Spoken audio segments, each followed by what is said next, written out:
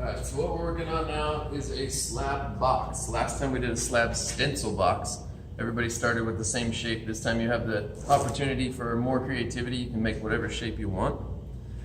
The first thing I'm going to do, let me take it off of this piece of wood. After you get your slab rolled out, it doesn't need to be nearly this size, but I just want to make sure I had plenty of clay for the video. I'm going to make the shape of a heart just for the sake of simplicity, so I don't make the description or the demo too complex. But I hope to see something a little more complex than what I'm doing. Like I said, I'm going to do a heart. So the first thing I'm going to do is cut out 2 strips. They must be a minimum of 11 inches long. So I'm going to go ahead and again, tilting my needle tool. I'm using the ruler. I'll be honest, I had to dig through and find a really clean ruler. So I don't usually like using the rulers. Sometimes I'll measure it out to 11 inches, make a dot on each side, and then I'll use a paint stick, because the paint sticks tend to be in better shape. These rulers came from an elementary school. I'm not sure if the kids are eating them or what's going on there, but they are a little chunky as far as cleanliness, and the paint sticks have been through just high school students and tend to be more mature and don't bite things or don't tear things up quite as often, just my opinion. Alright, so I'm going to make a little mark as I scoot back here. Actually, so there's 1 strip. I'm going to clean that up because it's obviously not a clean strip all the way down, but I'm going to make these 2 strips identical. So I'm lining that up with the first line. So if you can see, let me show you real quick. There's 1 strip already cut. I'm going to line this ruler up right next to it. And cut another strip. All the way down. And then the bottom. I'm going to mark at 11 inches. 11 inches on the other one. Then I'm going to cut straight across so that they're both identical.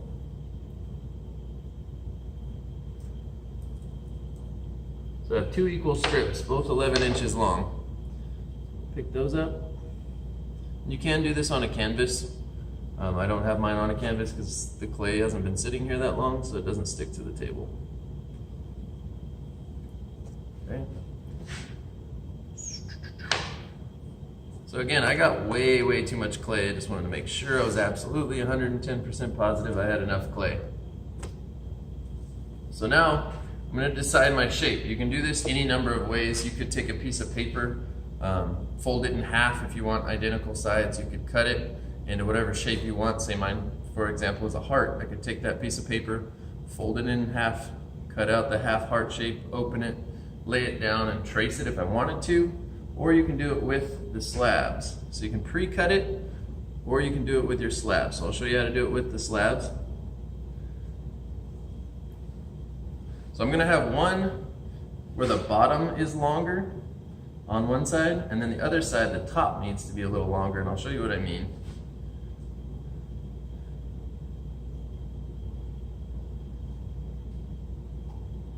So there's that one. This one's going to be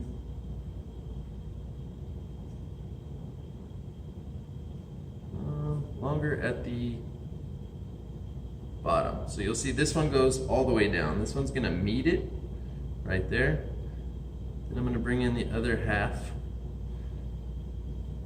And because this one was shorter at the bottom, meaning this one goes down farther, I want the top to be a little bit more shallow. So I'm going to link it up right here. So this one is longer up top, but it's shorter down here at the bottom. And then I'm just going to get my shape correct. Not so much correct, but the way I like it.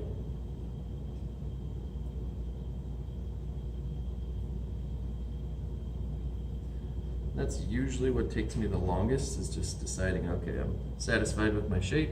And again, please come up with something. Every year I get hearts and footballs. I can't promise you creativity unless you just absolutely execute like no other. I've had a few where it was like a fish. Those were outstanding. A whale. A lot of sea creatures in this one. Try to think outside of the box. Pun intended.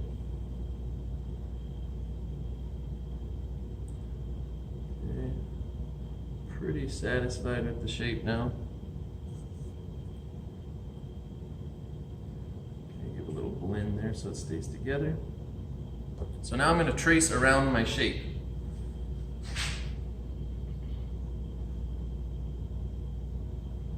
Let me measure it, make sure this is going to fit.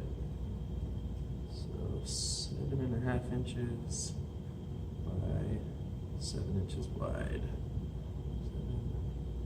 7, got plenty of space. Okay, I just want to make sure I have enough for my second slab. So now I'm ready to cut. I'm going to trace around my first 2 slabs. Okay, again, tilting my needle tool. I don't want to go underneath my slab. I want to be up and down, straight up and down, so that it's less blending for me to do later after I stick these slabs together. Oops, went a little too far away from my slabs. There we go.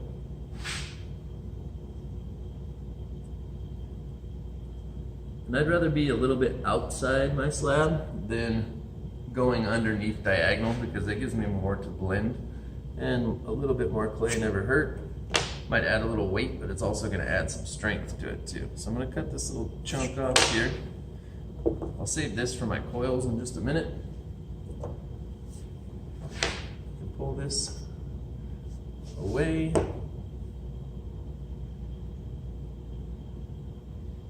Okay, now I'm going to score and slip these together. So I'm going to set this aside.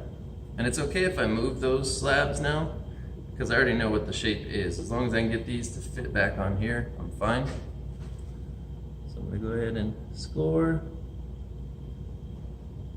all the way around.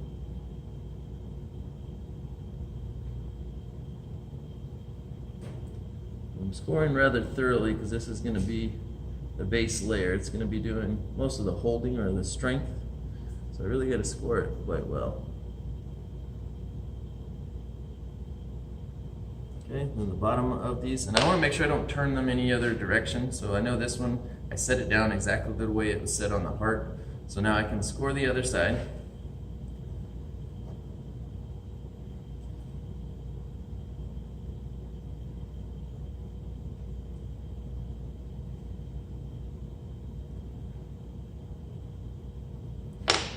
This one, score the other side. Normally I would score this a little better than I am doing right now. Not setting the best example, but I don't want to take 10 years. I do these in 20 minutes or less. You guys have about 2 weeks for this assignment.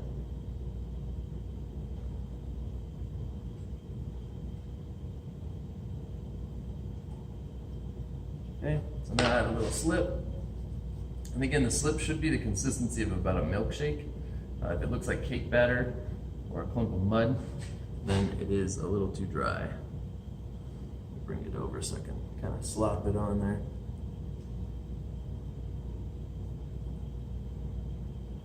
Get a heavier duty brush.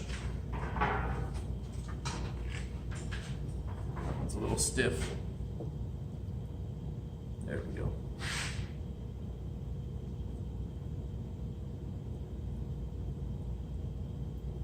And I don't want too much slip because then I get a lot more that I need to clean up, but I don't want to have too little because I want this to be strong. Again, that needed to be scored a little bit more.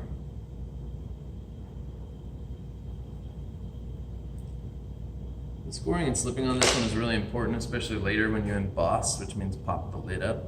You're going to make it stick up so it's rounded, it's not flat.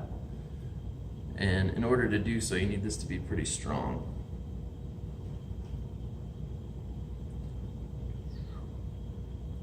So right now I'm just kind of holding my fingers on the outside of the bottom, and then I bring this slab on top out to my fingers so that it's all the way to my border. Okay, and the other one, I try to match it up the same way I did the first time, which is where the top one was my shorter slab on the bottom, meaning down here.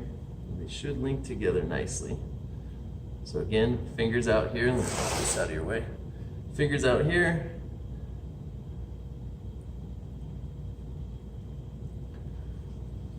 and I push the clay all the way out to my fingers, making sure that these two walls match up. They pair really well.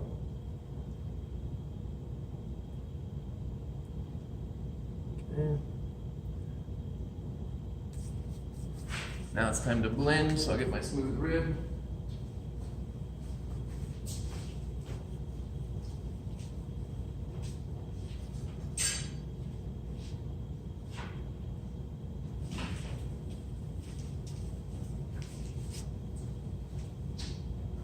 So I'll take the smooth rib.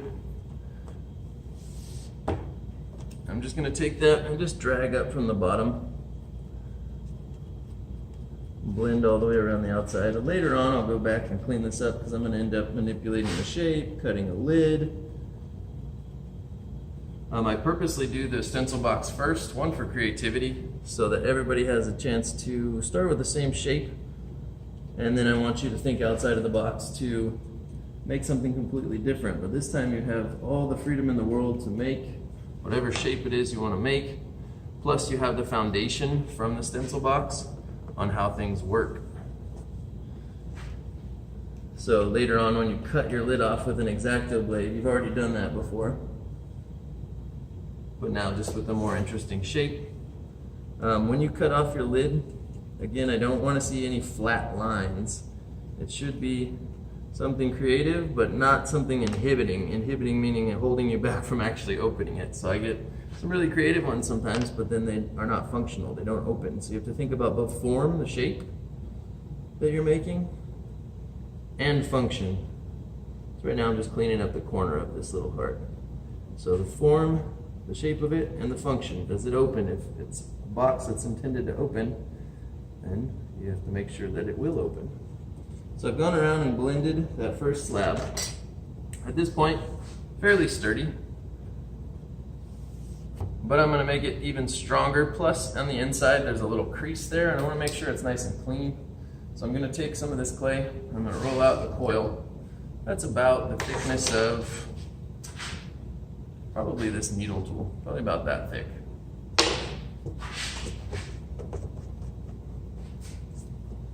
I want it nice and long in order to cover one whole side.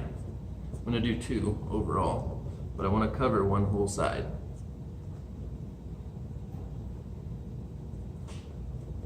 I could do one the entire length, but I think it creates complications in the corners here. So cut that in half.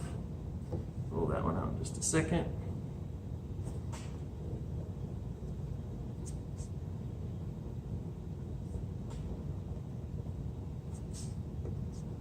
Almost there. Now it's just clean up. I've got the thickness I want. I just want it to be a little bit more flat. So I just utilize the table and just keep my hand flat. So normally it's long, full-handed strides until I get to the thickness I want, and then I use the table because it's nice and flat, and just let it clean up the coil for me. So now I'm going to score and slip inside the corners here. So literally inside where these two slabs are, I'm going to score just lightly. I'm going to do a lot of blending on these coils.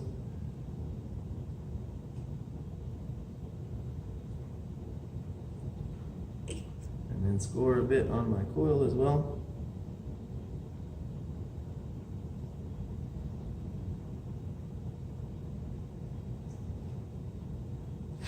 Okay, add a little bit of slip in there.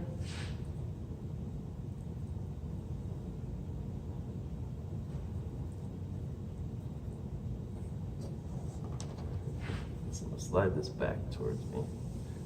Notice I move it around a lot, so you can see where I first started, it gets wet there, and the more moisture it sucks out, the less mobility I'll have with my clay, less plasticity or flexibility. Also, it'll start to stick to the table, so I like to move it, especially when I'm about to add pressure to it and push down on it, because I don't want it to stick to the table. So I'm going to take this coil in the top corner here, and my hope is to go all the way around one half of it. And I'm going to start, I'm not going to press it down all the way right now, because I'm going to slowly pinch and go back step by step, and that'll make my coil slightly longer, or it'll elongate. So I'm pressing inside and slowly scooting back. The smaller the steps you take in this, the less blending you have to do later on. almost there, and right when I get to that corner right here at the top, I'm gonna pinch that off, leave a little extra clay in there. So you can see the coil that's in there. Okay, then I'm gonna blend that in a bit. First, I just go through and clean it up. This is the first scoring criteria I look for. So when you come up to me, I can obviously see the lid cut right away, and that's another scoring criteria. But the first thing I'm gonna ask you is open the stencil box, excuse me, not stencil box, open the slab box, and I wanna see the inside. I wanna see that there's a concave little coil in there. I shouldn't see the coil. I just won't see a little pocket. I'll see blended coils, nice and clean. Blended coils. Usually I'd use a modeling tool for this portion, but I didn't bring one with me, so I'm going to use my smooth red. You can always use any number of tools for any number of tasks. So I'm going to do one super clean, this one here, and show you. And it still won't be as clean as I would like it, but it's going to be pretty clean. Just so I can show you what I'm looking for. And then the other one, I'm not going to make you bear with me through that entire thing.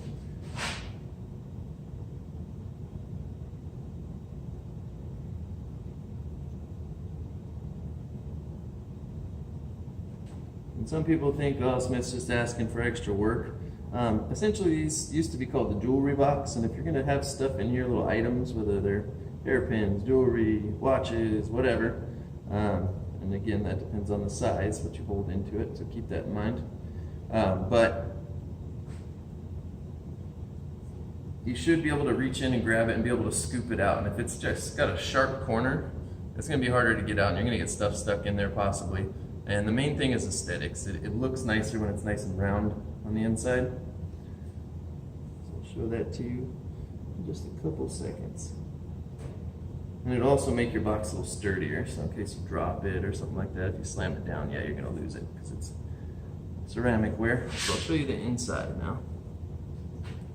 Okay, the inside, nice and clean. Still a little room to clean up to where you can't see the coil anymore. But look, compare the two corners. This side has a coil, this one does not. So that's what I'm looking for the first portion of grading criteria. I want to make sure you have coils in both sides. So there should be one here, there should be one here. Both sides. If you have multiple sides, it should just be in every point where a slab meets a piece of clay. So if your slab is connected down here, it should have a slab or a coil inside. So I would stick this on the other side. You already know how to stick that in there. So I'm gonna move on. Now I'm gonna make the lid. So the lid, just like most of the things we've made in here, slab mug, stencil box, I'm just gonna lay this on. I'm not gonna flip it over because I don't want it to collapse, but I'm gonna make this just by tracing the same exact pattern. This time I'm gonna go out a little further, just a tiny bit outside. One, to give me some breathing room later on. Two, so that I can emboss my lid. Emboss meaning pop it up a little bit, okay?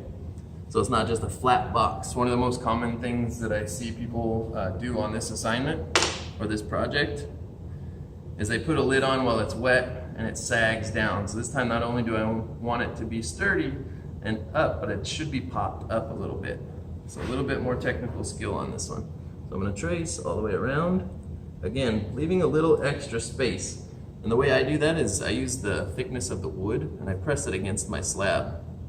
So that way I know it's a little further outside than my original slab. Went a little too far there, that's okay.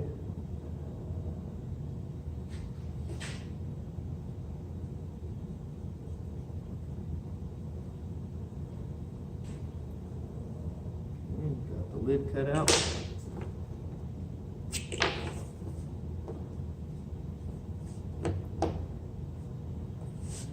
Okay, now I'm going to take that off. This is only going to fit one way, and I'm going to have to turn the lid over, but I'm not going to do it right away. I'm going to show you, just for the sake of example. It's going to fit this way, because that's the way I cut it out. If I flip it over, it's not going to fit. So it's going to fit this way, but I need this to dry. So I'm going to leave that out for a while before I stick it on here. After it dries a bit, what I'm going to do is I'm going to emboss it. meaning I just push in the outer layer and I push up the top. Okay, all the way around the outside, right here along the borders. So I'll show you.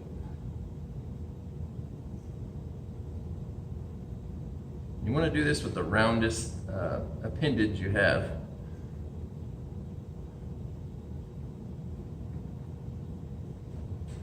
So you'll see when I set this down, it's soaking wet right now, so it's not really going to hold up that well. But if you wait 10-15 minutes for it to dry a bit, it should hold up. Sometimes a little longer depending on the clay consistency that day. Okay, so when I set this down, it should essentially be propped up just a little bit. This one's slightly. As soon as I set it down, it sags. But if I wait for it 15 minutes or so to dry, it should stay up. In the end, I'm going to put this on. It should be popped up. If you put it on wet, it will sag down. I'm looking for the embossed top, grading wise.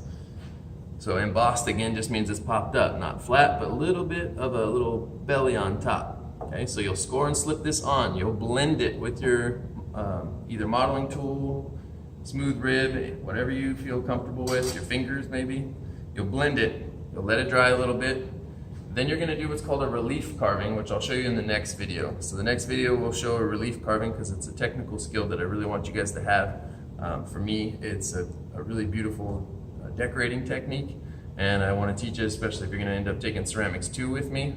For me, I feel personally like it made me look like a better potter early on because it was a simple line, but it looks like you're doing a whole lot of work.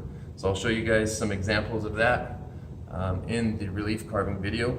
And again, this will be scored and slipped on after it's embossed, so you gotta let it dry a bit. Then you're gonna get a creative way to carve out your lid when it's leather hard. I can't emphasize enough on that. It needs to be leather hard when you cut your lid. So you're gonna cut your lid somewhere along the sides. It can be curvy, whatever you wanna do. I've had people on the heart do like EKG signs, so that little beep, like a heart was beating.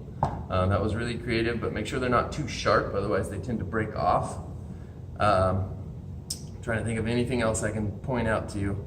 After you get your lid cut off, there needs to be coils inside. So you're gonna take the lid off when it's leather hard. If you take it off when it's wet, 1, you're cutting too early. 2, it'll create some challenges for you. The lid might not fall or might not fit on right. You could warp the whole thing. It just creates a lot of problems for you. So wait until it's leather hard, cut your lid.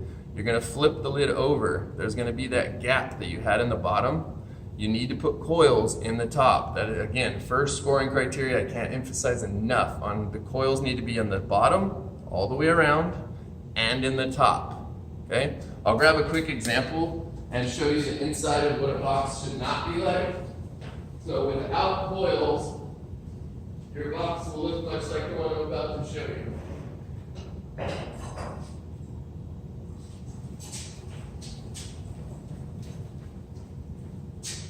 So this one is a really good stencil box, very simple, but it was creative. Only 2 strips, it was a little too small, and then the way they cut their lid was creative. I like that a lot, and it was functional. But the inside, you'll see the bottom, they have a coil on one side. They don't have one on the other. The top doesn't have coils at all. It should have coils. They don't need to be huge. They should be small, but they need to be blended, okay? So I just wanted to show you a quick non-example. This one's perfect for example's sake because the bottom one's nice and smooth, cleaned up, and then there's no coil on the other side. And then this one has no coils in the top. So you should have coils in both top and bottom. And again, you can do any shape you want. I've gotten one that was like an angelfish, really windy in the front, and they just used their coils. You can draw it out beforehand and then just add the slabs on the side, even if they're small increments. I've had students do an octagon, all kinds of different things. So the possibilities are endless. Make sure you're thinking about what it is you want to make, and then go ahead and do your concept art.